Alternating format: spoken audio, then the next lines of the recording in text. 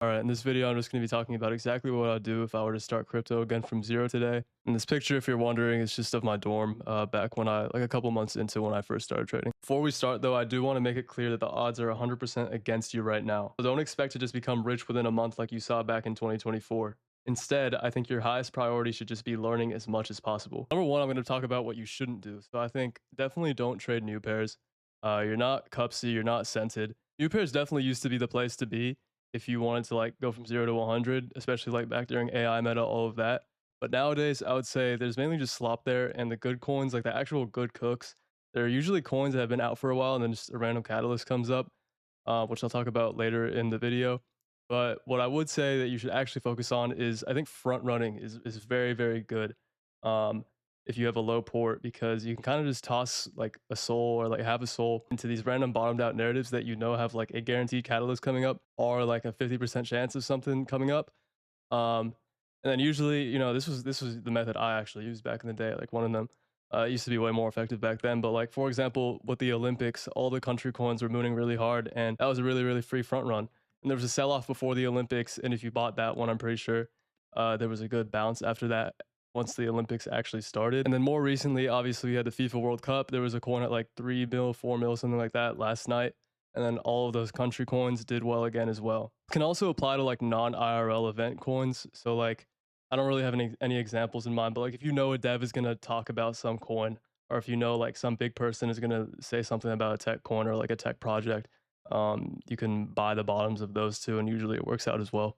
Hantavirus, I think this was also like another pretty decent front run narrative. I don't know how long it was at like zero or like for how long it had been launched before it like really started going parabolic. But again, this is one that if you knew is bound to go more mainstream, you're kind of front running that by buying while the attention is still super low overall, like on CT and in just like outside of CT. Same thing goes for like TikTok coins and stuff. With these front run coins though, you need to understand like the opportunities are kind of scarce. Like Olympics are only every 2 years, and then World Cups are obviously only every 4 years. So I mean, these are not just limited to like IRL events or like sports events, but still, generally speaking, these front run things they're a little bit more rare to find ones that actually do well. Back in the day, though, during like AI meta and stuff, like if you knew a dev was about to burn supply of a coin that was kind of dead and like bottomed out after its initial new pair run up, you would like you could toss some soul in there, and like there was usually a guaranteed pump.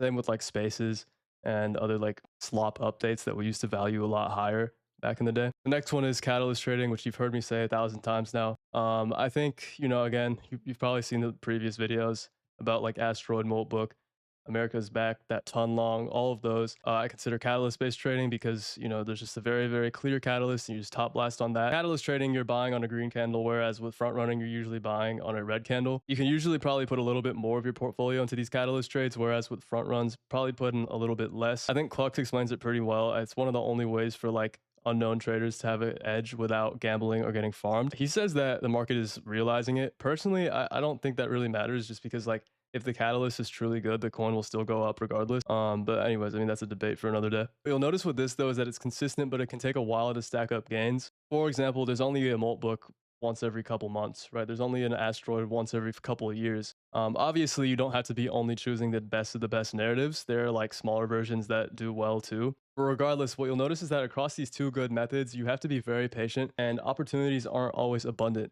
especially in a bear market like we're in right now. Back during the bull, like a single like really shit tier catalyst in today's terms would have sent a coin 5 to 10x, whereas now it would probably just go up like maybe 2x and then completely retrace it within a few minutes.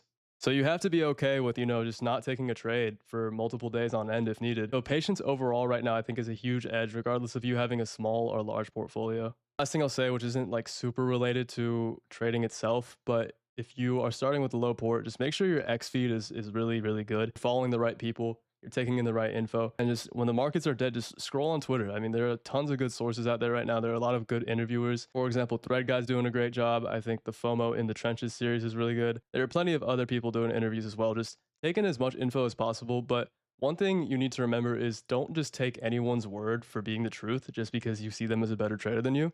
Make sure you always reflect on what they're saying and try to derive how they got to that conclusion, right? Figure out why or why not you agree with them. Just remember that no one is ever 100% correct when it comes to markets.